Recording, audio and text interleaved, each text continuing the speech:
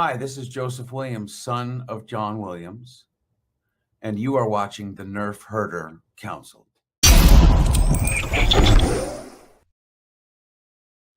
What's up, guys? Welcome to another episode of the Nerfherder Council. I am your host, JT.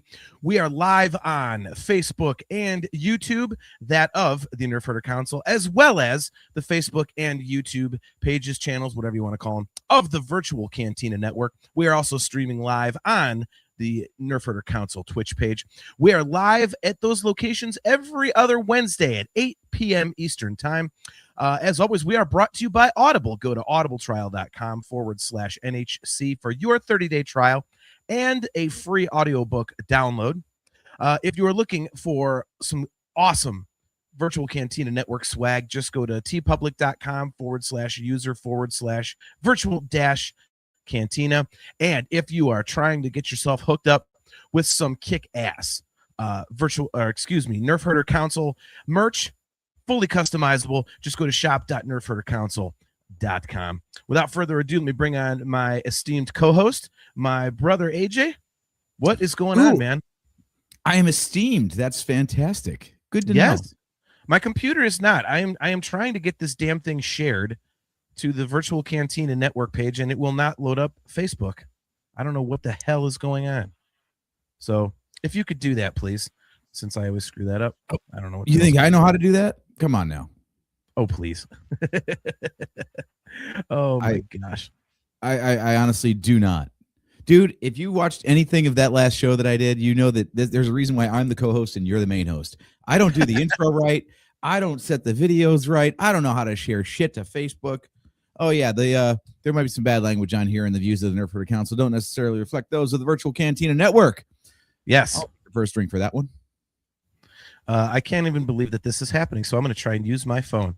So, yeah, this is great. Hi, Sam. Good to see you. Sam Gangadine checking in. Good friend of mine. Kale McLeish, good to see you, man. He says, so Drakes are good? Question. Well played. Yes, Kale. Good for the audio viewers. There we go. Yes. Fist my bump. Yeah, everything is cool. A little stressful over here. We adopted a new dog, and he is a special needs guy, so it's kind of messy around here, but we are trying to get used to that and working through it. So we'll see how it goes. But other than that, I'm good. What is new with you, man? We haven't talked much lately.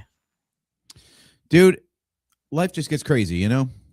I don't know how many people are aware of this, but I am betrothed, and we are moving into a house. So between those two things, been a little busy lately. That's, I was down in Orlando doing the betrothal at a Mammoth concert, which was awesome. Betrothal. And now we've been painting bedrooms and figuring out exactly how much money it costs to outfit a house. So yeah, busy times in life. It happens, but it's all good, man. We're here tonight, and you were off having yourself a good time with Mammoth the last time we were scheduled to have a podcast. Were you not? Yes, I was. That is very true.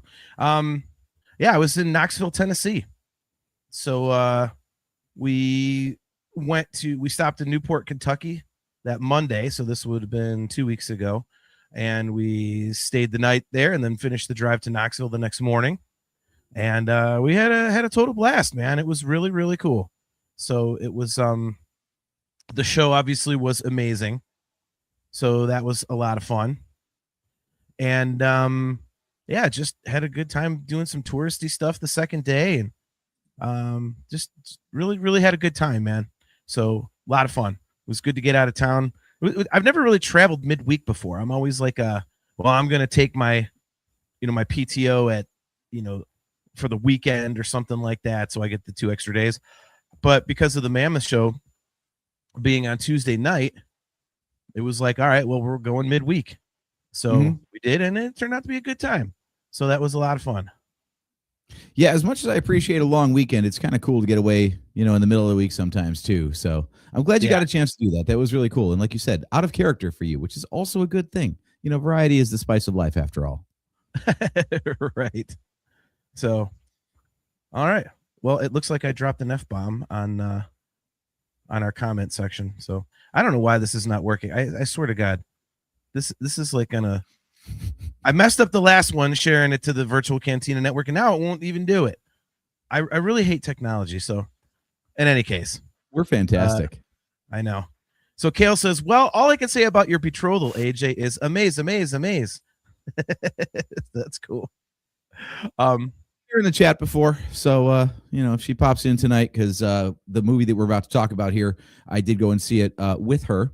So if she pipes in, then I will name drop. Otherwise, I assume that is private, because she's a very private person. She doesn't really get on social media that much. So Nice. I like to troll her at least a little bit. But yeah, much like the Artemis rocket, we're online now. We're a little bit late, but better late than never, and better than ever. So I've been on such a rabbit hole with like space stuff ever since going to see this movie, dude. It's crazy. Like, it's kind of cool to actually have a space thing going on in a space movie. Like, I swear that the timing, I don't know if they like timed the release of this movie for when the Artemis rocket was going to launch, just because they knew that everybody would be into space stuff like at this time, but it's so perfect, right? It's like free marketing for the movie. It's like, hey, there's a rocket going up to the moon. Oh, look, there's a movie about space travel. Yeah. It was. That's a good question. I wonder if they did schedule this. Like, hey, let's get some free promo out of this. Like, you know what I mean? Like, that'd be kind of pretty smart, really, when you think about it. Yeah. So, okay. So you went to the theater to see this. Thank you for that, because I definitely wanted to talk about this. Yeah, I saw this opening weekend a couple weeks ago, but I actually have read the book once and gotten through the audiobook once. So technically I've gotten through the book itself twice. Nice. Okay. It was kind of interesting how I was introduced to this, because a couple months ago, the drummer in the band that I sing for, he hit me up and he says, hey, I'm reading this awesome book, and you're my only nerd friend I know who actually reads books. So I figured I would tell you about it, and that way we can actually talk about it at some point. So by the way, I got it shared to the VCN finally. So, and I was like, okay, so I said, okay, cool. I'll read the book. I'm looking for something to read. I bought an e-reader at Christmas, and I've been just voraciously reading ever since. So I'm loving that. And I got to tell you, that's a big word. Hey, look, we may swear, but we may also increase people's vocabulary. So there you go. But yeah, and it sucked me in like right away. I was, by the way, there will be spoilers in this episode. So if you are not familiar with the movie, haven't seen it, so there are going to be spoilers. So, we are so bad at announcing that. We really got to improve there. I know. Oh well. I'm just used to like shooting off of the mouth and talking. So it's like I always forget. But yeah, so I was not aware of what I considered to be a pretty reasonable sized plot twist, that being Rocky. So we'll get to that later, and that just, completely sucked me in. I was like, wait, there's an alien in this book? What the hell? And it was written really interestingly, because all the science is spelled out in scientific terms. So you're like, what the hell? But then he'll be like, yeah, it was, it's 1.48 million kilojoules of energy at 2.2 nanoseconds per. And he goes, basically what that means is, so they give the actual terminology, and then he kind of like dumbs it down immediately after. So you kind of get used to that delivery, which is really cool. Did you read The Martian previous to this? I actually have not. So it's very much the same way, where there's a whole bunch of detailed science going on, and then Mark Watney, the narrator, the character, is like, yeah, so basically I've just got to find a way to farm a bunch of potatoes with no dirt. Okay, cool. Yeah. I think I'm gonna buy that one next, because everyone has said that the books are pretty equivalent. I think Project Hail Mary is a little more highly regarded. I don't know that for sure. I think I've seen that online, but don't quote me on that. But yeah. So I mean, it is written like that, which is cool. And again, the plot twist with Rocky and we'll get to that whole thing. But I really, really enjoyed that. And there's like, just like there is in the movie, it really kind of it makes the story so human in the face of something that's pretty much just like a science lesson. And even though it is, hey, Earth is gonna die, like they made it really personal as well. So I thought that was really cool. So before we get rolling, I know you had something you wanted to get off your chest. You were pretty pissy about movie ticket prices the other day, man. Like, Yeah.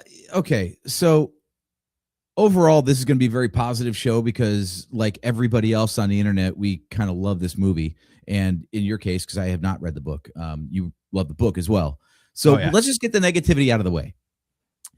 When looking for theaters to go see this movie, the closest theaters geographically ended up being Regal Cinemas, and then farther away was AMC. So no Cinemark in sight, which is the one that I actually pay for their movie club, which is a really good deal actually overall. I mean, I'm not plugging for them, but you do basically get you get the price of a movie ticket. You pay the price of a movie ticket every month, and you just stockpile movie tickets, and you don't get any like convenience fees and all that other garbage, and you get discounts on concessions and stuff. So it does pay for itself pretty easily. Like every time we go to a movie, which is every like 3 to 4 months. Yeah. I'm always the one buying the tickets because there's a Cinemark between all of us in the family. So I buy the tickets, which means there's no fees attached. And I've already got like a stockpile of 4 or 5 free tickets anyway. So I'm like, yeah, don't worry about it. I got it. It works out pretty well. Yep. Now, looking at Regal, which uses Fandango for their ticketing online. Yes. They wanted $17.49 per ticket to go see this thing.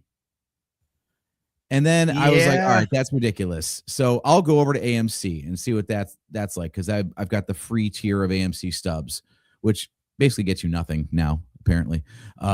Because they wanted $14.99 a ticket and $2.25 per ticket for convenience fee. So it was $17.24 a ticket.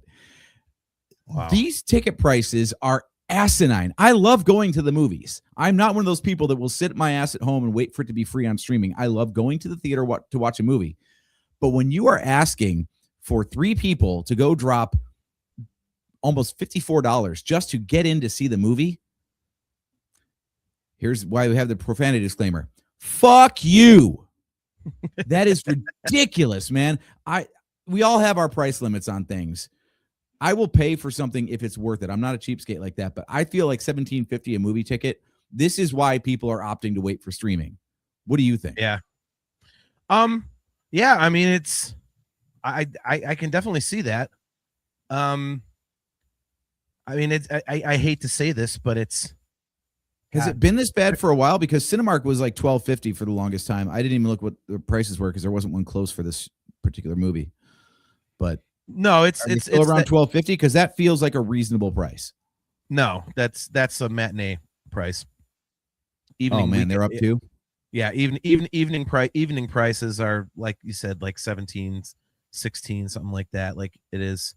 I mean, I've actually been to the theater a few times recently, and yeah, it's pretty.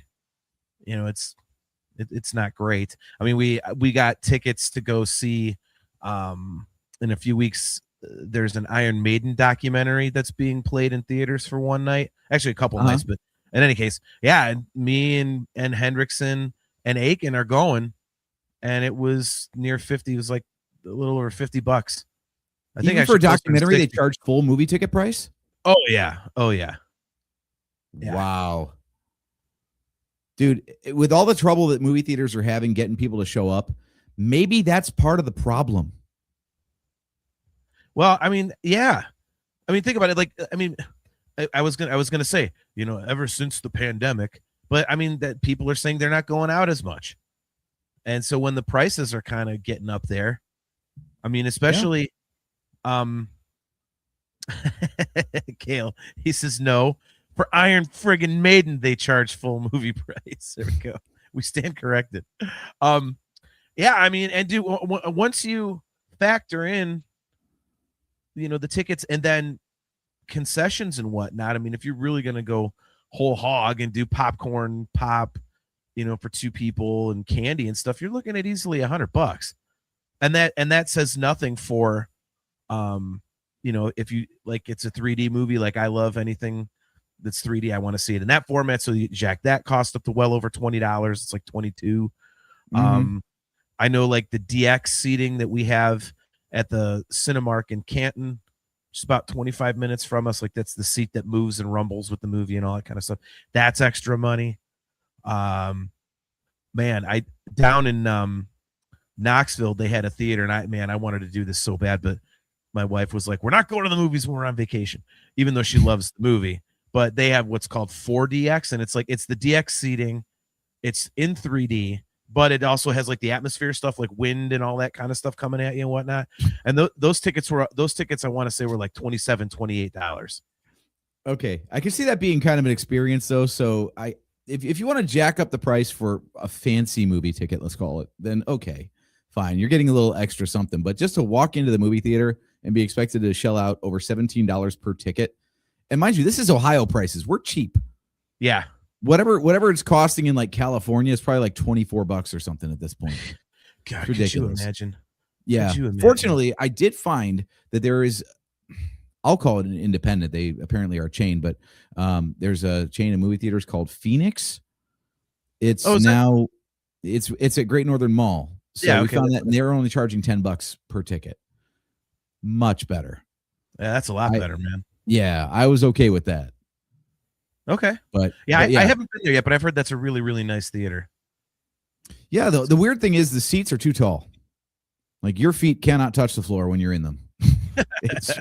You feel like a 3-year-old just like swinging your feet freely.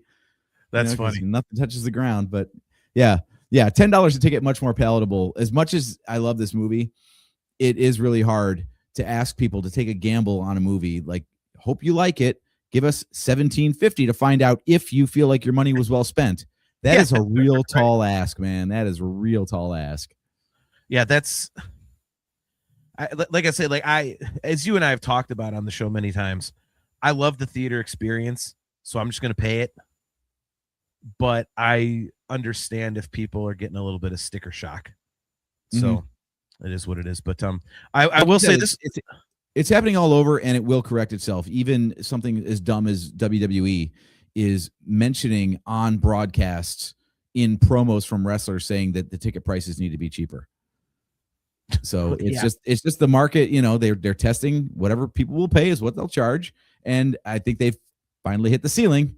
So prices are going to come back down. Hopefully movie theaters learn the same lesson. Yeah.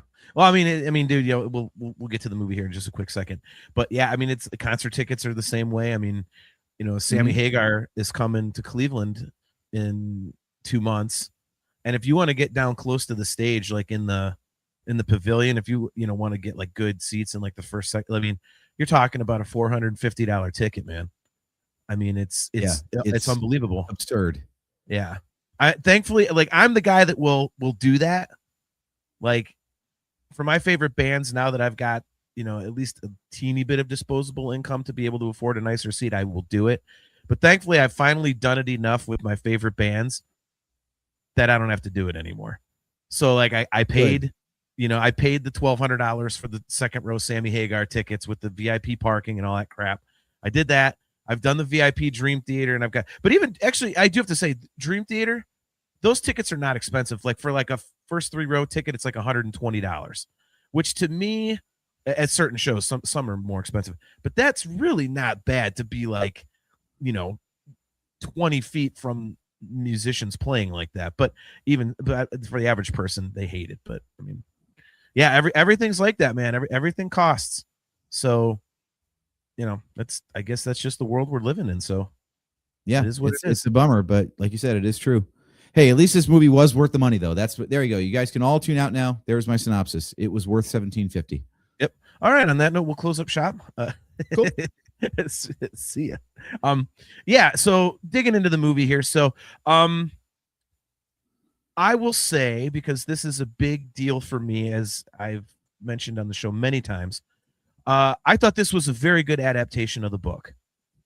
as I've said on previous shows talking about movie adaptations of novels, a lot of them can be pieces of shit, and this one was not. It's a little different, and we'll talk about that. They added 2 things to the movie that were not in the book, but I didn't think that they took anything away from the story. And I understand why they add, especially one of them. I understand why they added it. And the other one, I mean, it doesn't really matter. I think it's just like eye candy. So, should I mention those now, or do you want to do those later? Yeah, I am curious because I have not read the book, so I don't know what they changed actually. If you want to just like call those out real quick so I can know, what was the difference in the story? Did it have a big impact on the story? Is the first question I have. 0. Okay. 0. Yeah, okay. So Kale wants to know. Okay.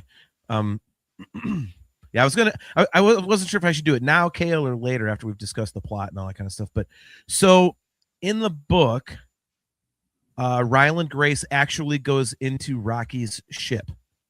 Or excuse me, in the movie, Ryland Grace actually gets to see the inside of Rocky's ship. That does not happen in the book. They're like, the atmosphere would kill him. It can't happen. So he wanted to, and they didn't. Rocky's like, yeah, you can't do it. So that was big, but again, it doesn't really affect anything. And I totally understand why they would do it, because you kind of want to be like, oh, I want to see the alien spaceship. And of course, he would be interested in seeing it, so that's something you show. Okay, that's fine. The other thing was that room, I guess you would call it, that like shows Earth scenes, like he'd be on the beach or something, or he'd be in the forest or whatever, like to kind of keep his sanity, so that he, wasn't just cooped up in a spaceship the whole time. And that was not in the book either. So again, as I said a minute ago, I think that one's more for like eye candy. Since it is a movie, it's kind of like, hey, let's show some stuff and make it look cooler and whatever. And I mean, it makes sense. But again, that was not in the book. And there were some cool moments in there too. I get why my theory about why they did that is just because it did provide a nice setting for like, Grace could show Rocky, like, this is what Earth is like. Check this out. This is what our beaches are like and everything else. Yeah. And it does kind of set up the end of the movie. They have to build this guy a habitat. How do they know what to build? Oh, yeah. Well, he already saw it. So exactly. Yeah. Yeah. So I think they did well with it.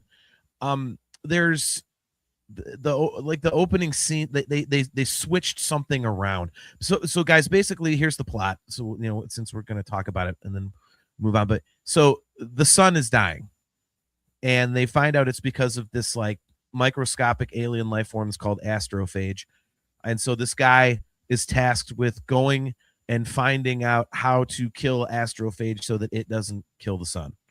So that's the whole crux of the movie. And he actually goes to Tau Ceti, and he's kind of working on it there. So it ends up being like a suicide mission. Well, one critical detail though, why did he go to Tau Ceti? Well, why don't you tell me? I just did. Because it was the one star that wasn't dying. Yes. Okay. Oh, okay. Sorry, I misunderstood the question. Thank you. Yeah. Yeah. Kale says, so the hollow room doesn't exist in the book.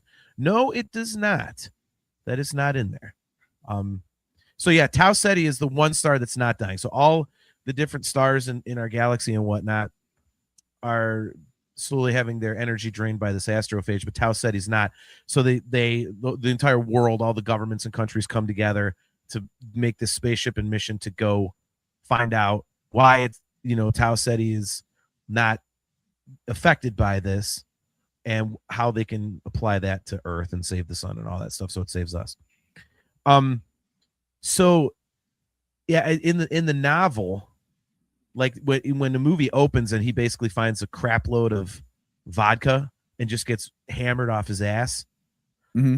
I can that's a change from the book, but I can understand why they did it, because it's like he's basically freaking out.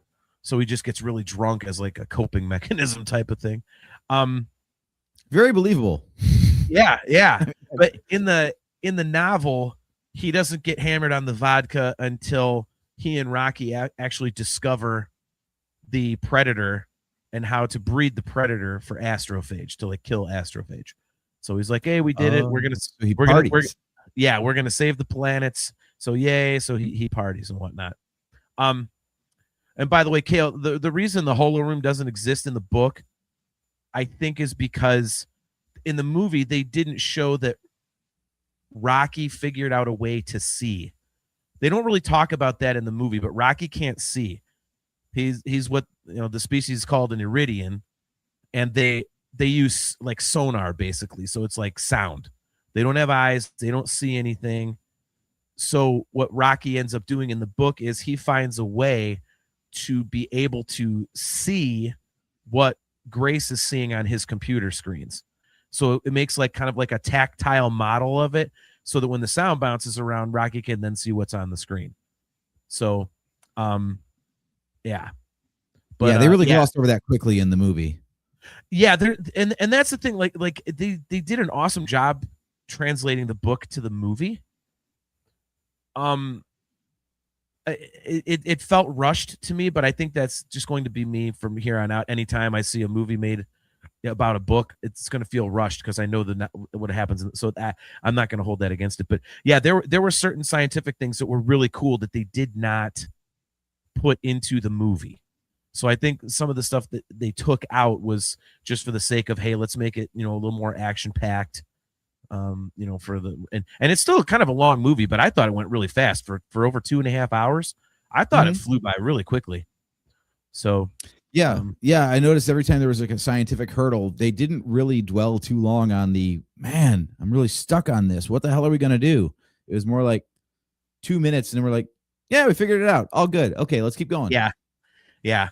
And in the book, it's like it's a whole ordeal, and I was glad that they showed how they kind of learn to communicate, because that's definitely a major part of the book, like how he learns Rocky's language and he sets up a laptop and everything. And it's basically like their language, like a series of notes kind of a thing. So I thought it was really cool, man. The main difference to me, and this was kind of a bummer, but it doesn't kill it for me.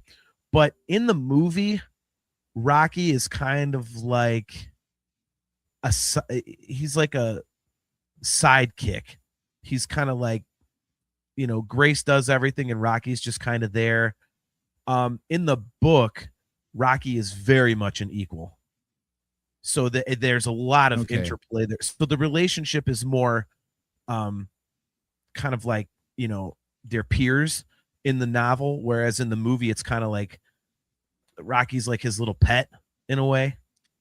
Yeah, if I had a criticism of the dynamic, it was that I'm like, okay, this species is technologically advanced enough to have sent this craft out to do this research, and yet I get why for a movie-going audience it's really hard to relate to the animated rock.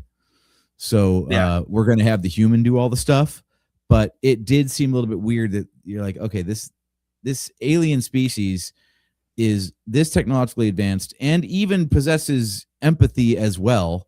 So it has the same like emotional capacity of a human being. And yet it's just going to be like, hey, Grace, did you fix it? Hey, Grace, did you fix it? Hey, Grace, did you fix it?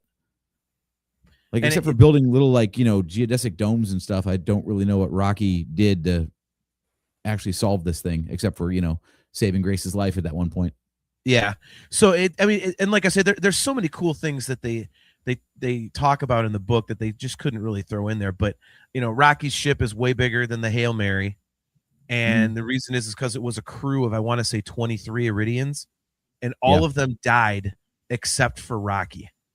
And they figure out that it's because the Iridians have never been outside of their own atmosphere, and because of like the gaseous nature of their environment, they were never exposed to radiation. So when they got out of their atmosphere, the radiation killed them. And the reason that Rocky was the sole survivor was because he's the engineer, and he was backed by the engines, which are powered by Astrophage the same way. that the Hail Mary is powered by astrophage. Mhm. And so the astrophage basically shielded Rocky from the radiation. So that's how he survived. Yeah, they didn't really cover that in the movie. They just glossed right over that. And that was, yeah, that if I had any questions, especially I do plan to go see it again, that would be one that would come up as like, okay, you kind of glossed over that. Like, how did this all, like, hell, we never got an explanation. There's rumors that Andy Weir might write a follow-up book, call it a prequel or whatever, side story explaining what happened to the 2 astronauts that were on board the Hail Mary. Because they didn't, I don't know if they covered that in the book, but in the movie, they were just like, yeah, oh man, the actual astronauts are dead. Yeah. Well, that sucks. Yeah, that's Hope you can fly a ship. Well, and that's part of the story in there, but yeah, Kale says, because that really felt like Rocky squeaks, and then he's talking about how they learn the language. He says, because that felt like Rocky squeaks, and then I assign a word to it. It really seemed like Rocky could have been saying, how would you like it if I called you meaty? I'll pincer your eyes out. So yeah, honestly, in the book, it really, he just wakes up and he finds the other 2 astronauts are dead. And he's trying to get his memory back. So that's one of the things that they really glossed over in the movie to kind of get to the point. Was a lot of the beginning part of the book is him trying to remember what the fuck he's doing there, because he has no clue. And they explain it really, really cool. So basically what ended up happening was it took like 4 years to get to Tau Ceti for the Hail Mary. And so they had to put the astronauts in a coma. Well, they had to find, they tested for genes where people are coma resistant. And so there was only it was some ungodly small percentage of people. And the astronauts on the Hail Mary were that. And so apparently they died in transit. So that's, that's what happened. But yeah, in the book, they talk a little bit more about that. And they also say that,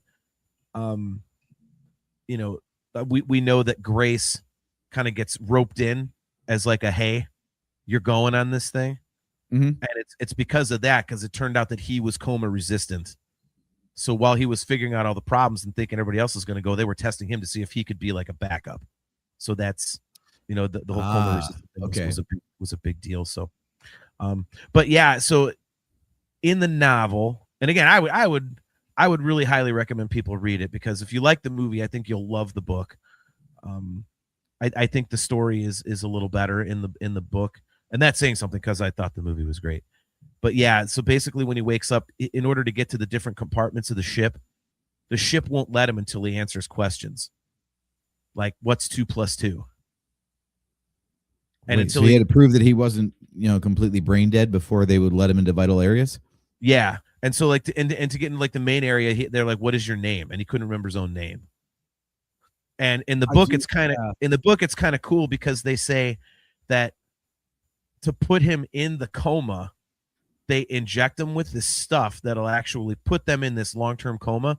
But one of the side effects is you wake up, it basically creates like a temporary major amnesia. So when he wakes up from his coma, he doesn't know anything. So he'll like figure out how to do something. He goes, how do I know how to do this? And then they do the flashback of like how he learned to do it or whatever. So it's really intelligent. Okay. So it's really, really intelligently written that way. But yeah, again, the relationship between Grace and Rocky is much more fleshed out, and it's a lot more personal, which I think is saying something, because I thought it felt pretty personal in the movie. I don't know, how did you feel about that? Like, did that relationship come across to you as like, because I've basically heard it's like The Martian mixed with E.T., and E.T. obviously hits you in all the feels. So yeah, look, I give them all the credit in the world. They had to find a way to get the audience to empathize with a rock. And yeah, I think they were actually pretty effective at that.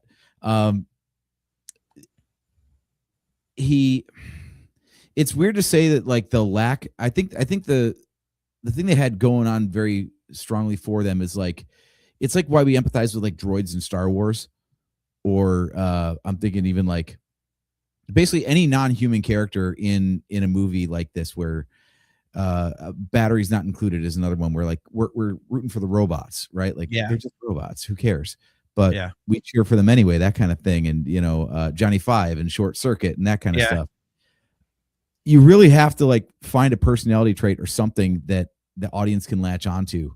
And I think Rocky was cool because there was a little bit of, the question was, all right, everybody except him is dead, so he's alone too. So we already feel bad for the guy, but then also like they gave him enough personality that made him likable. So even through the laptop and what like testing out the voices was hilarious. Like I love Wally. Yeah, Cal McLeish says exactly same thing. Where you really have to like craft a personality for these non-human characters because they don't have human traits. But in a lot of ways, like the droids in Star Wars, they feel more human because of it.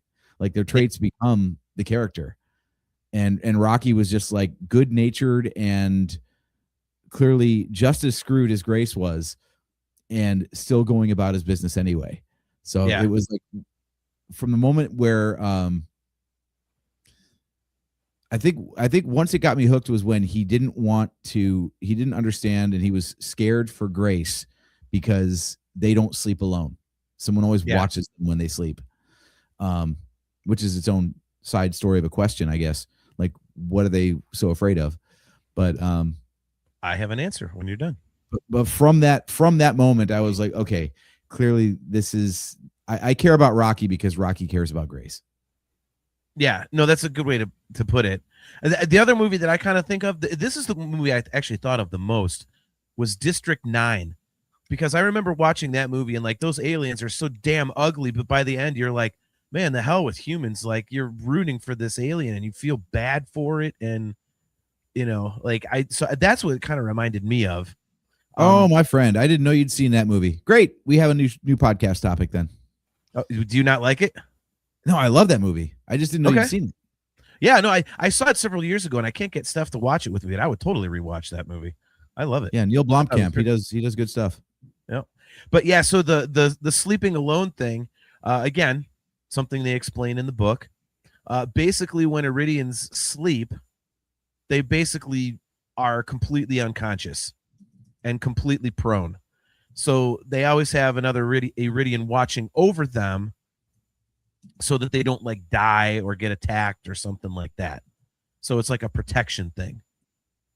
Well, yeah, that's my question is like, what are they trying to protect from? Like, what is the threat when they're asleep? Yeah. Okay, so you're comatose and you can't defend yourself. What do you need to defend yourself from? Well, they don't specify that in the book, but they do at least give a reason for it. Well, right. That's what I'm saying is like, that's the side story. It's not relevant to this one. So I'm glad they didn't divert to that. But if they did want to, and I really hope they don't tell more stories, like this is a good, like, this is our story and it's done. We don't need to make a franchise out of this. Right. No, 100% agree. Yeah. But yeah, that was one of my questions was like, what is so dangerous about their planet that they need like constant vigilance? That someone's got to like, stand guard while they sleep. It's like, okay, whatever. It's not relevant to this story. The other thing that I thought was really interesting, because you keep contrasting the book to the movie, is I'm glad that I haven't heard anybody giving the movie any crap for deviating from the book. This is a case of like Hitchhiker's Guide to the Galaxy, where Douglas Adams was very much involved in the writing of the movie. So if you don't like the movie, too bad, the author wrote it. So same thing. Andy Weir was an executive producer on this. He was in charge of all the decisions that went into whatever changed from the book to the movie. And he's done interviews and he's like, yeah, I'm on board with all of it. Like, I can write a book. I can't put images to my words. So I'm glad that other people who do that for a living chose to take my story and make it better. Yeah. Well, I mean, you know me, man, and where I stand with, novel adaptations. If the book was if it deviated a lot from the book, that would have been my first thing. I'd be like, screw this goddamn thing. Like, it absolutely doesn't follow the, so But that's not the case. And the changes that they made, I can understand why they did them, and they weren't too far off of the book. The only thing, Kale, is wait, you're saying he couldn't do images and words? Nice Dream Theater reference there. Yeah, I think the only one that was weird, and I was going to ask you this question. So when all hell breaks loose over the planet where they're trying to get, like the samples and stuff like that, and Grace gets pinned up against, the wall of the ship and everything like that, and he's like basically dying. And Rocky comes in to, to save him. What do you think happened there? I mean, like what knocked him out? Well, no, because when Grace comes to, you see like the drag marks of like where Rocky had gone back into his environment. So what do you think that sequence, what happened there? Because they don't talk about it. And what I got out of it was very different from what I think happened in the movie. So how do you think that whole thing transpired? That's a really good question. I was trying to think of that because the way they depicted it in the movie was, I mean, we already knew that the atmospheres were incompatible, but my understanding was that Rocky's environment is so much hotter that it's like insta-kill for humans. It's like stepping into a fully lit oven. And it's all ammonia. Yeah. Yeah. So for Rocky to have, like, it looked like he was burning away. Like it was like charred black smoke when he was exposed to our atmosphere. I'm like, what is so toxic to him? I could see him being like frozen solid. Like if you're used to being that hot, then there's no way you could survive those cold temperatures. But I'm glad they didn't show it, honestly. One, it added to the drama, and two, I'm kind of struggling for an explanation myself because up to that point, I wasn't really clear on if there was any way for them to pass objects to each other, like without the benefit of an airlock and some sort of an atmosphere system that would like switch from Earth atmosphere to what's their planet called? I forget. Yeah, Iridian atmosphere. They do exactly that in the book. That is what Rocky creates. Okay, see, that would have been helpful in the movie then, because I'm not really sure how because I thought he was a goner. I thought he was absolutely dead because they had expressed that the atmospheres are incompatible. As soon as he broke out of his little, ball, I was like, well, he's dead. He can't, unless he can like get back into the ball and like fix it, but he's still got a bunch of toxic atmosphere. Like he doesn't have his own atmosphere in there anymore. So I think he's just dead. Yeah. Well, see, that's the one thing I think they did kind of poorly. Because in the novel, when Grace comes to, he sees Rocky laying there. He's like, oh, my God. And so Grace finds a way to drag Rocky over to the airlock and figures out a way to get him into his own environment.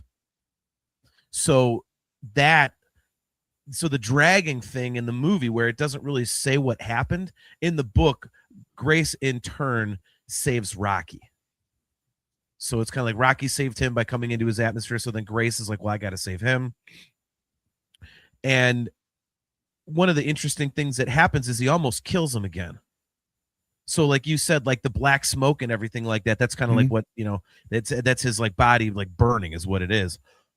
And in the book, he's talking about, he sees like all this, like he's looking in his carapace and everything. And he's like, oh my God, there's all this like black soot and crap and everything. Like, I bet that's killing him. I gotta, get that out of there. So he fashions up basically this like air blaster, and he figures out how to off Lego. Yeah, exactly. It's like compressed air. And so he goes and he does that to Rocky. It cleans him off. He's like, okay, cool. I saved him. Well, Rocky eventually, wakes up, and he ends up basically telling him that stuff that he blew off of him almost killed him, because that was actually like a scab, and that's how their bodies heal, is that stuff. So what Grace was doing was Oh. basically ripping the scab off and keeping the wound open. But thankfully, Rocky had healed enough to where he could, kind of, make it through.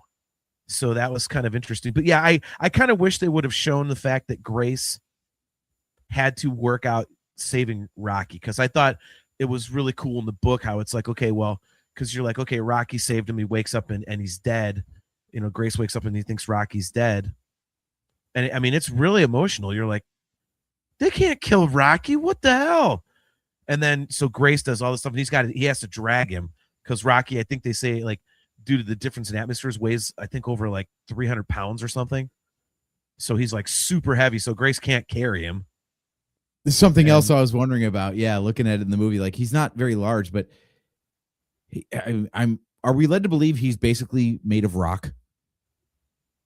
That's basically what they kind of say in the book. Yeah. Yeah. I mean, so we've played in creeks when we were a kid. I mixed up my plurals there. When we were kids, we were multiple beings, not one. But anyway, yeah, like rocks are fucking dense and they're fucking heavy. So anything the size of Rocky probably would be a few hundred pounds. Like, yeah. And it's that problem of like, oh my God, like if there was a 300-pound human that was completely like comatose on the ground, could I drag them? Ooh, maybe. Talk about dead weight. Just, ugh. Yeah, he had to fashion something. Like he had to create something to carry him in, to drag him in, really. It was almost like a tote bag in a way. And he had to basically sling it over his shoulders and kind of like a cart horse almost, So yeah, I just thought that was something they should have shown, because I think reciprocating, the whole saving each other's lives thing was a really cool thing. Yeah, it's a good thing that Grace is a bit of a believer overall, because even in the movie, it seemed like they spent a lot of time with Rocky being out of the picture, let's say. Yeah. So how do you tell if a living rock is still a living rock or just a dead rock? Like, right. In my mind, like I was totally engrossed in the story, so I didn't check out this hard, but in the back of my mind, I'm thinking like, is he going to jettison this guy? Like I'm gotta get this rock out of here. Yeah, like, oh man, he's just taking up space. He's clearly dead. He's been out for weeks. Let's just get rid of him. Yeah. And then like there's a twitch right before he freezes solid in the vacuum of space. Like that's the tragedy of the whole story, is that, Rocky's not dead, but Grace doesn't know it. I don't want to go on the cart. I was waiting for it. I was going to let you do it first. Nice. So our good buddy Joseph French. That's why they call it Stone Dead. He'll be stone dead in a moment. So Joseph French checking in. He says, books become movies and TV. Things will change when you take away the audience's permission to use their imagination to fill in the gaps, pictures, words, voices, etc. Not every book gets a Kevin Conroy to be the voice of Batman in our heads forever. Everyone needs to keep giving movies a chance. We condense days of reading into 2 hours. Give us a break. Yeah, no, yeah. And I completely understand, Joe. I just think that my problem is that so many of them do such a shit job. And I think when you read a novel, anybody who's a big reader will, I'm sure would agree. There are certain major points that you remember and you feel are kind of like pivotal to the story. And there's like a overall vibe and an atmosphere and to use the word again, tonality to it. And I think when movies change those major plot points that you remember or completely change how it feels, I think that's a massive fail. I mean, a perfect example, we've mentioned it on the show a couple times, was the Pet Sematary remake, the new one, not the one from like 1990, because that one was really good. But the new one, they kill the daughter instead of the little son. It's like they completely change which of the kids dies. Like, why are you doing that? That is really unbelievably stupid. So that's why I think so many of these, adaptations kind of miss the mark. But I think that this one really doesn't. because the stuff that's not there is a lot of the technical stuff, which does give it more flavor and texture and everything story wise. But in a movie, you don't have to sit there. It would be so much exposition. It would just be so much exposition that, like, Mhm. I mean, you don't need it. It would really drag everything down. So I think that's one of the real triumphs of this movie, actually. Like you said, the book it would be like a 10-hour movie. There was a comment about making it a miniseries, for example, but like one of the things you can get away with in a book is you can get away with a lot of like inner monologue, supporting details, like all the pseudoscience and all that kind of stuff going on. Like, what are you going to do? You're going to have Ryan Gosling just narrate a bunch of science at the audience for a while? Yeah. Like it doesn't really translate to the other mediums. So I think the best thing about this movie is that it keeps the heart of the book intact, but it adapts it enough that it makes a compelling film instead of just hey, we read the book and loved it, so we put everything in the book on screen for you. You know, it does have to, adapt to the medium. And I think it did a great job of keeping, like you said, that heart and soul while stripping out what wasn't necessary. It's like one of the classic examples I remember is like Jurassic Park, for example, where there was an entire scene of them going down the jungle river because there's an aviary and they get attacked by pterodactyls or pterodons or whatever. It didn't add anything. It wasn't missing from the movie. Like, no one was like, boy, that movie would have been great if they had just been attacked by some flying dinosaurs. Like, Yeah. It added to the peril. I want to go in and face the peril. It's all, God damn it, beat me to it. I'm stuck on the Monty Python.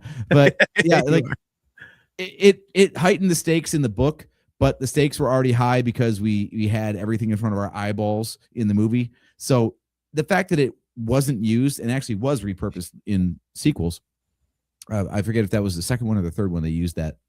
Yeah. But yeah, they just either, got content from the first book and they're like, yeah, put it there instead. Works out great. Like, it wasn't missing. It didn't hurt the movie by cutting it out. And I think that's the best thing you can do with a book when you translate it to a movie is what can you cut without actually killing the vibe of the story? Yeah. And I think a lot of that pseudoscience and the facts and details that really suck the reader in would have turned the viewer off. Yeah. No, I completely agree. As I said, I think, really, to me, like, the only two things that I would have done differently is, again, I would have shown Grace saving Rocky, and I also would have changed up the relationship between Rocky and Grace in the movie because, again, it is different a little bit. Rocky's more like a pet, a smart pet in the movie, whereas in the book, it's definitely like he figures some stuff out that Grace can't figure out, and vice versa. They're definitely on an even playing field. So I wish it would have been more like that. But because I honestly, I can't really say because I read the book beforehand, but I wonder if I would have been more affected by Rocky's quote unquote death. If you see, I don't know. I don't know if he was more like a pet in the book, would I have been more or less affected by that? I can't say because I've seen them both, so it's like, that's kind of hard. So, yeah, there were tears in the theater. Not mine, of course. I'm a man. I don't do that. But there were some tears shed in the theater at Rocky's supposed death. Yeah. Yeah, I remember.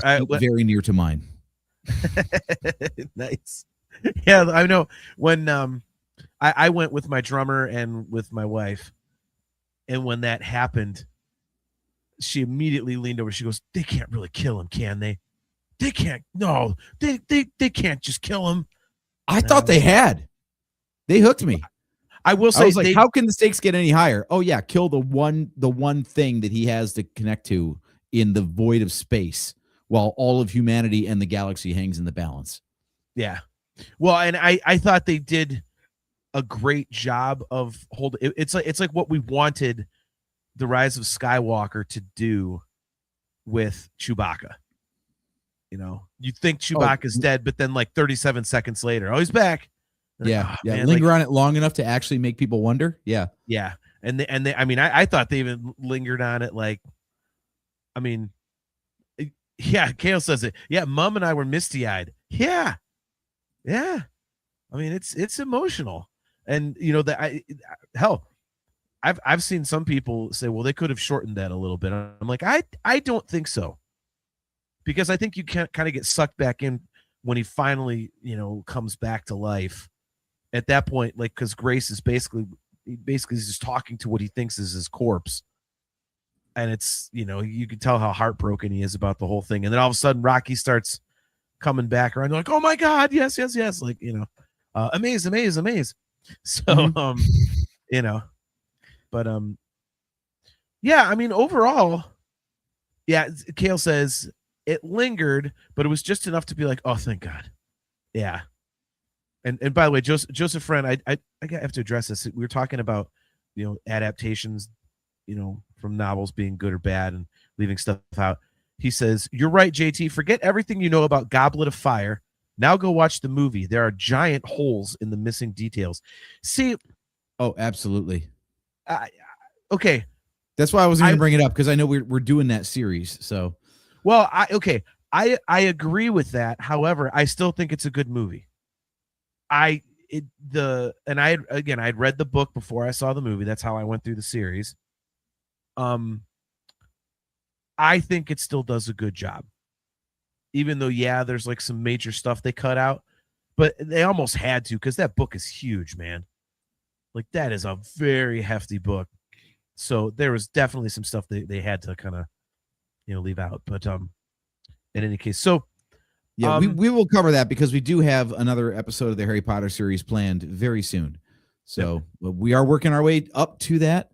What are we on next? Order of the Phoenix, I believe. Order of the Phoenix, correct. Yep. Yeah. I should read that next. Refresh myself on the book. So going into the movie, I mean, did you have any interest in seeing this movie when it came out, or did you literally was this like, okay, we're doing it for the show, so I guess I should go see it? No. One, they did a good job of hyping it up. I thought the trailer was effective. And as soon as I saw it was written by Andy Weir, and knowing how much I love The Martian, both the book and the movie, yeah, I was hooked. I was like, okay, go. I mean, that guy does something, I'll go watch it. Real simple. Okay. Yeah, it didn't take much to sell me on it. I'm like, I thought if it had the same sauce as The Martian, like if it was science-y enough to sound plausible, then I would be all about it. I was actually surprised, though, how much this story leaned on the relationship between Grace and Rocky. I thought that it was going to be more science and less, I'm friends with an alien. But it didn't bug me. It was just not what I was expecting going into it, knowing how The Martian played out as it's one guy on a planet doing some science so he doesn't die. So I thought it was going to be a lot more of the guy doing science and not the guy befriending a rock. Okay. Yeah, I did not have any expectations. I remember seeing like a trailer for it last year, and it was like one of those, I forget what movie I was seeing, but it was kind of a big deal, and I was like, oh, okay, that's interesting. I couldn't really tell what it was like about, so I was kind of like out of sight, out of mind, until my drummer was like, hey, you got to read this book. And I was like, okay. And then when I read the book, I'm like, oh, I am definitely seeing the movie. And that's why he wanted me to read the book, because he's like, yeah, I want to go see the movie with you, and I think you'd really enjoy the book. So yeah. Yeah, I was asking about like your expectations, or if you just, because I wondered if you were if it was like you were interested, or you're just kind of like you did it to be cool so we could do a podcast about it because I loved it so much. But so what did you, so I'm assuming you really, really liked the movie. Yeah. This is one of those rare things where the internet was right. Like, the hype for this movie was big, and I was kind of surprised by that alone. And the fact that there's like no negative press about this. I haven't seen anybody post a negative review of this movie. And even the people that love the book are like, the movie's great too. Like, you are the prototypical example of someone who knows like everything about Project Hail Mary, and everybody's on board with it. And I think that alone is just, that doesn't happen. Yeah. I'm still trying to figure out exactly, and I'd love to get your take on this. What is it about this story that has everybody excited about it? There's always haters, except this story doesn't have them. It's very weird how, I won't say unifying, but overwhelmingly positive this has been received. I mean, it's definitely the whole, Grace and Rocky relationship, which, by the way, I do have to say, I do not have a single clue why they gave away Rocky in a lot of the trailers. Like I didn't when I went to read the book, I had no idea there was an alien in it. So when that came up, I was like, holy shit. Like this just got awesome. And so when I was watching trailers and I saw like right off the rip, several of them had Rocky in it. Like I had told my wife, I think, when, excuse me, as I'm burping, I know it's professional. But I had told her, cause she said, yeah, I'll go see the movie with you. I said, okay. John Phillips, great to see you, man. He says, oh, good, you're still on. Project Hail Mary, great film. Yes, it is, man. And good to see you, bro. She said she was gonna go see the movie. I purposely did not show her trailers because I wanted the whole Rocky thing to be a surprise. And so, I told her, like I said, there's a big plot twist in there that I don't want to give away. I'm surprised they gave it away in the trailers. So she didn't think it was as big of a deal as I did, but she did say that it was really cool going into it, not knowing that was on the table. Because she just thought it was, oh, hey, it's a space movie. We're trying to save Earth. So, okay, she likes sci-fi and stuff like that. She gets into that sort of thing. She liked The Martian, so that's what sold her on this. So kind of same deal as you. So yeah, I was really, really surprised at the fact that they gave away Rocky. I thought that was a bad decision. Well, I thought the teaser trailer did just enough. Like there was indication that there was something on the other side of the glass. I'm like, okay, cool. Okay, so there's going to be an alien in this, and I thought that again, it was it was all over the marketing. Like the guy who wrote The Martian wrote this too. So I was like, all right, I think I know what I'm in for story wise. So I think it's going to be mainly science. And then the big hurdle is not going to be the science in this one. The big hurdle is going to be how do these two totally foreign bodies communicate with each other? Yeah. Like I did not expect to walk in and he basically just builds a voice clone for this guy, uses Google Translate, for the galaxy. And instantly they've just got, conversations happening back and forth. I thought it was going to be crude communication at best. And how do we do hard science with such a limited vocabulary? Yeah. The story was not supposed to be, you really care about these two and they both might die at some point. I thought it was more like everybody might die and we can't talk to each other. I thought it was going to be one of those things where like Grace has part of the solution, Rocky has part of the solution, but they can't figure out how to share their parts of the solution. That was like never the issue. That would actually make for a pretty cool story, honestly. There's the fiance checking in. It's good to see you, Miranda. She says, I totally cried a couple times during the movie. Yeah, it gets emotional, man. That brings us back to your question, like why do you think it's so universally well received? Well, excuse me. Again, the relationship between Grace and Rocky, I think, is huge because it goes from just being like some just say some super nerdy, we got to save, the Earth type of thing, which, has happened before. It brings a human element into it. And I think, that's also why it's a good thing that they didn't do your idea, which is like, oh, they have a hard time communicating. In the book, the language thing is much more fleshed out. So like Rocky gets the hang of like sarcasm and stuff, and like he insults Grace here and there. He's like, humans are stupid and all this kind of stuff. And see, that's what I would think is like they're the more advanced species. So if anyone's gonna like figure out how to communicate, it would be Rocky deciphering human speech, not the other way around. Yeah. No, they did a great job with it in both the novel and the movie. I also think that it's like you mentioned earlier, like the science is believable, but also both the novel and especially the novel, because but in any case, Mhm. both the book and the novel do a great job of really selling how dire the mission is. Like the stakes are very clearly absolutely enormous, and they flesh it out a lot more in the book. Like, for example, when they have to breed astrophage to power the Hail Mary, it's going kind of slow. So this guy comes up with a way to do it. It's like heat based, right? And his solution is to basically turn 1/3 of the Sahara Desert into a giant solar panel, which will basically like eradicate like the ecosystem and stuff. But it's the only way to create enough astrophage quickly enough to get this done. So,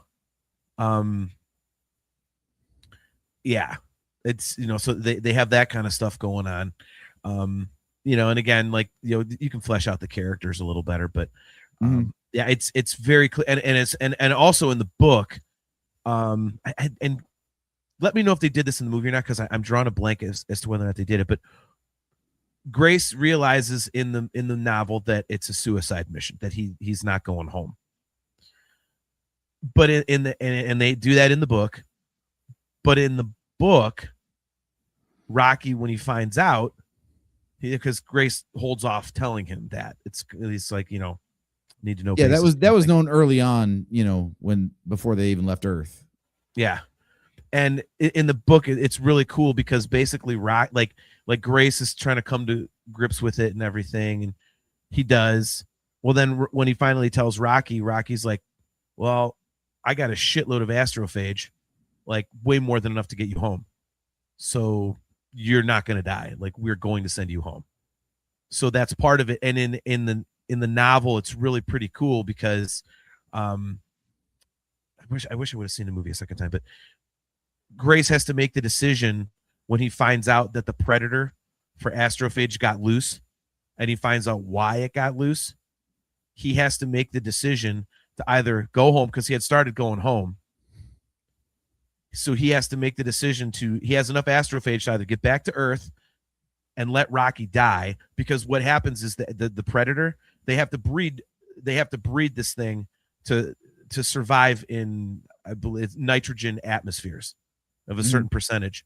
Well, what ended up happening when they bred it, the thing adapted to where it can escape xenonite, and they didn't know that.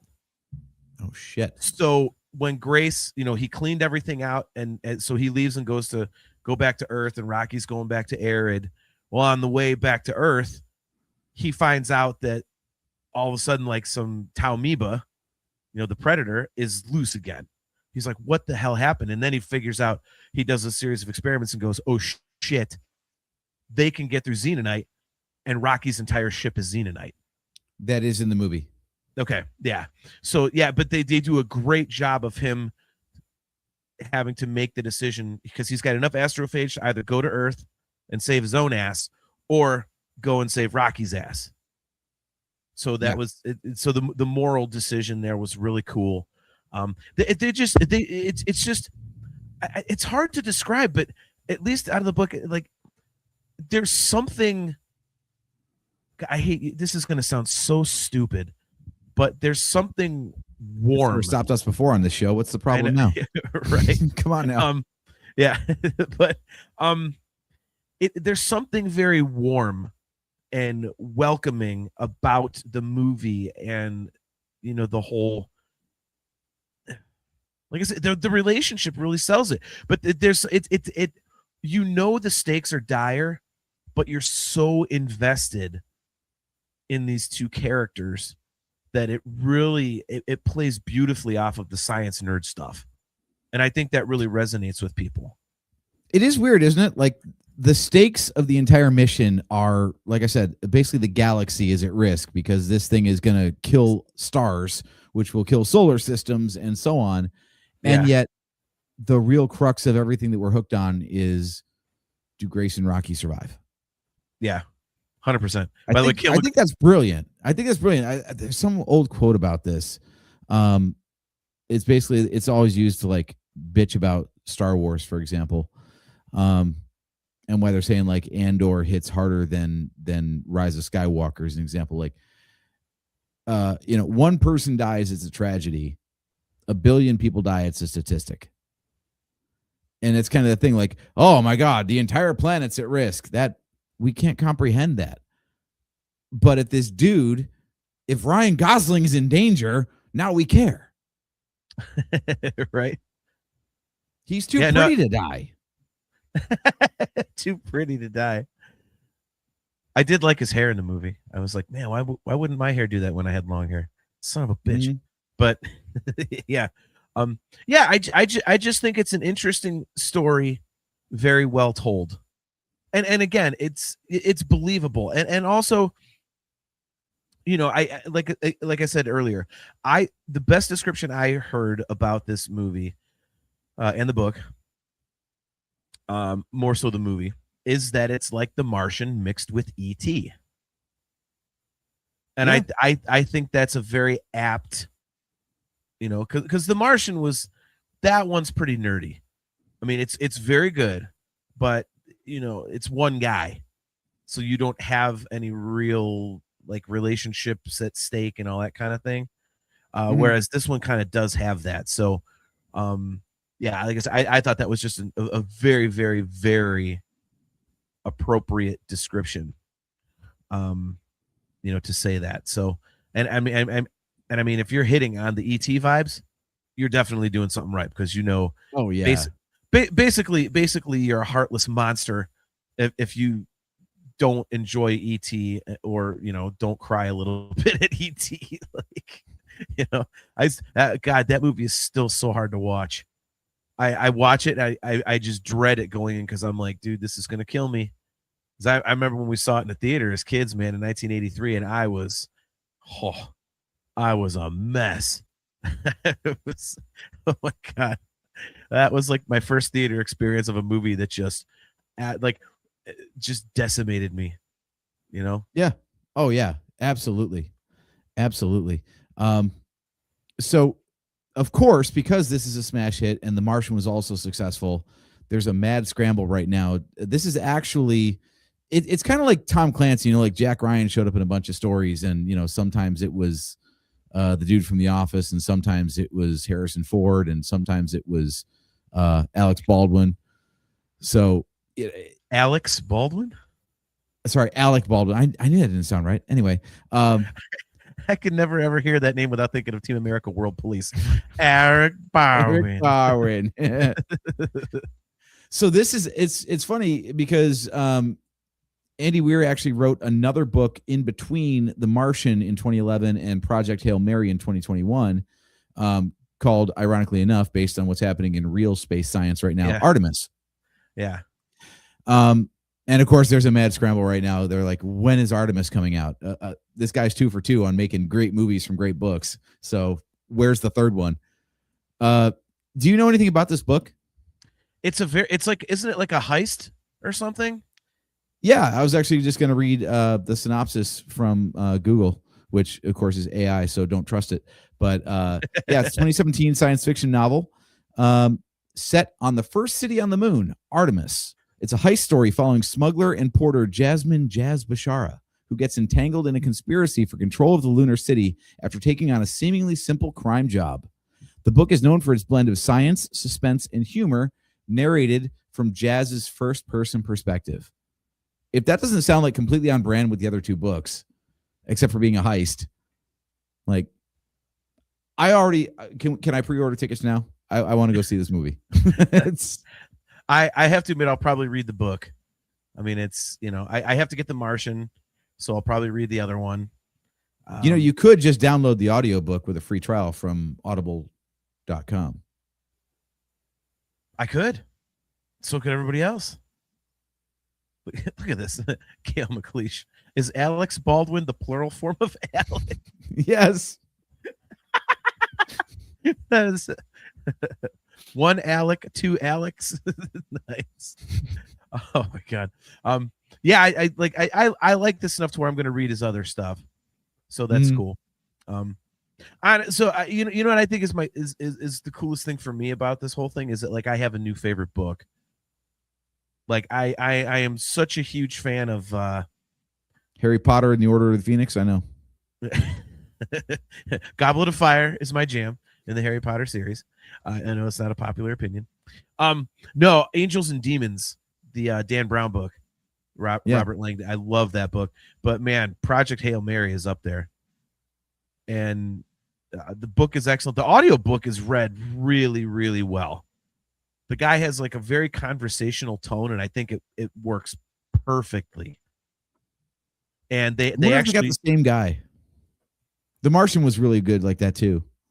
I'll have to look it up because I know he just did a phenomenal job, and that you actually hear Rocky's voice, like the notes, which was cool. But then they basically, when Rocky's talking because it's the guy's voice, but they kind of digitize it in a way, so it's like who's talking when and everything, which is cool. But yeah, I mean, any final thoughts on this? Mine are just that I loved it. I would highly recommend it. And this is one of those times where I would highly recommend the book because if you like the movie, the book fleshes things out more, and it really gives an awesome kind of, again, there's more meat to the story in there, and it hits even harder. So I would highly recommend, even if you don't read, just do the audiobook. It's not too long. I want to say it's like 10 to 12 hours or something. So it's nothing crazy. It's not like some 25-hour Stephen King marathon. So right. So yeah. So final. We're not cracking open we're not cracking open the Dark Tower series, is what you're talking about. That is correct. Yeah. Well, that was a year and a half of my life I'll never get back.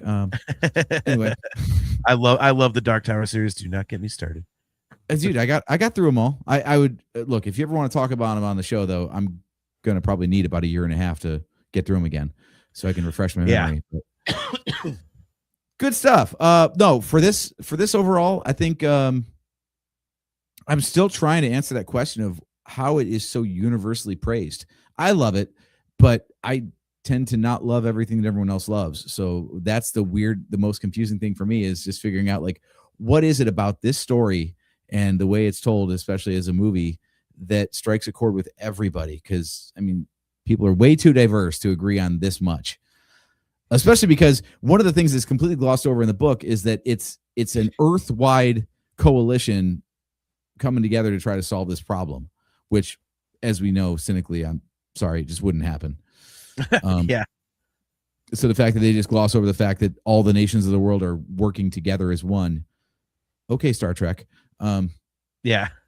So yeah, I don't know what it is about this story that has just struck a chord with everybody, but boy, doesn't it feel good to actually be coming on here and talking about something that everybody loves instead of trying to defend it from all the people that are trying to drag it down. Yeah. Like, what a breath of fresh air. Yeah. Yeah. Love it. I was glad when I started seeing, like, I didn't do any spoiler reviews, even though I knew it, but I didn't want anything that was unique to the movie to be ruined for me. I was really glad when basically, like you said, everything was positive, because I was so hyped up to see this. And I was like, man, if this is going to be like The Long Walk was for me, I'm going to be so pissed.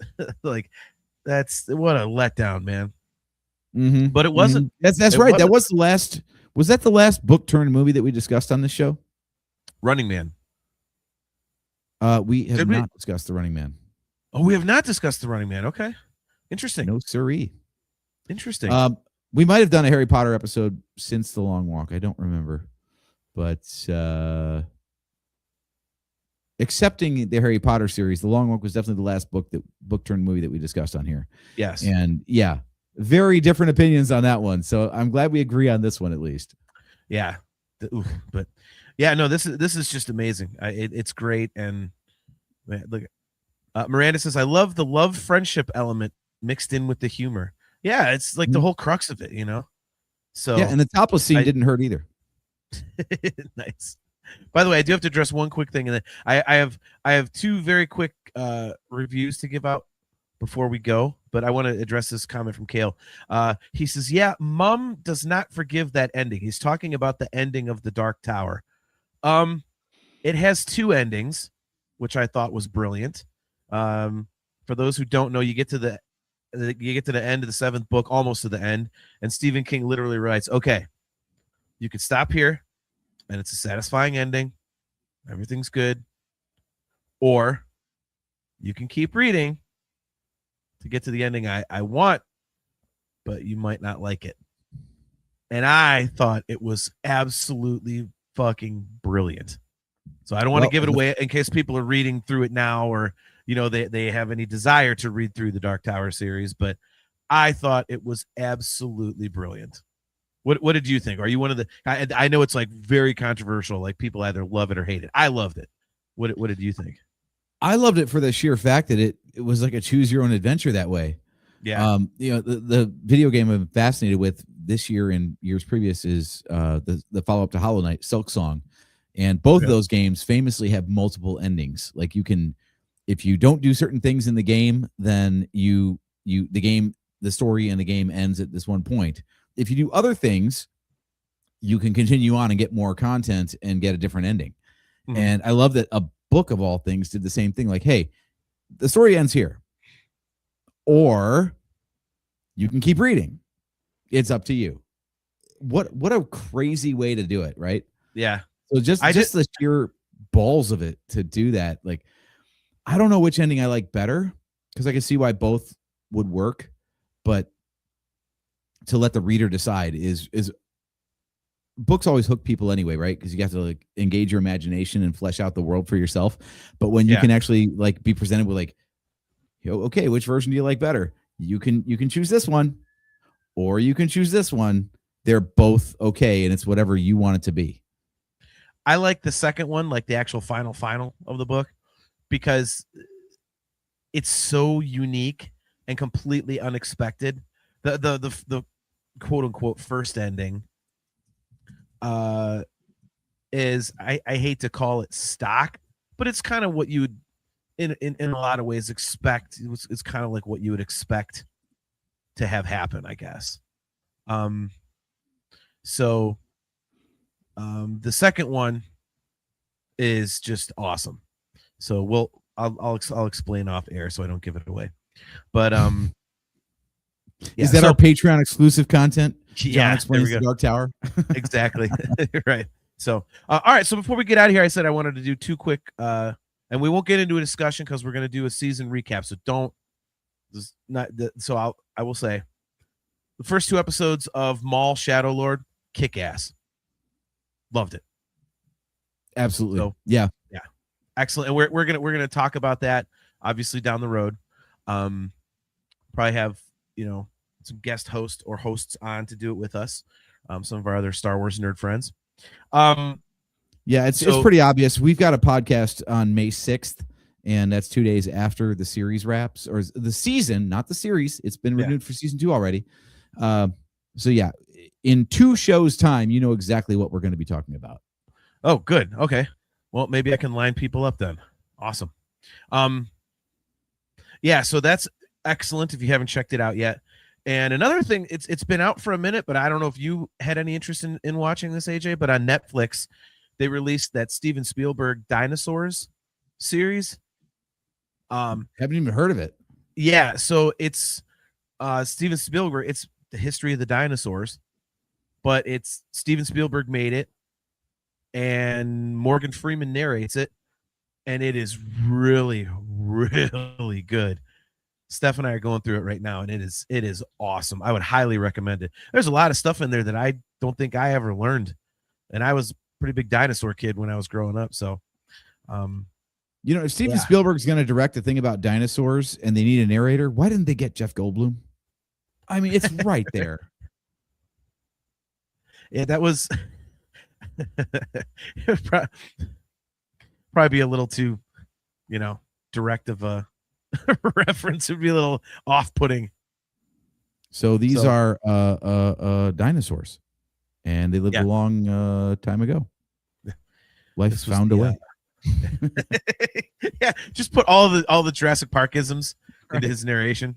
That'd be amazing. So, all right, cool. So 2 shows from now, we will be doing our season recap of Maul Shadow Lord, and we'll figure something out for 2 weeks. The date is. You forgot. You already forgot. What are we doing?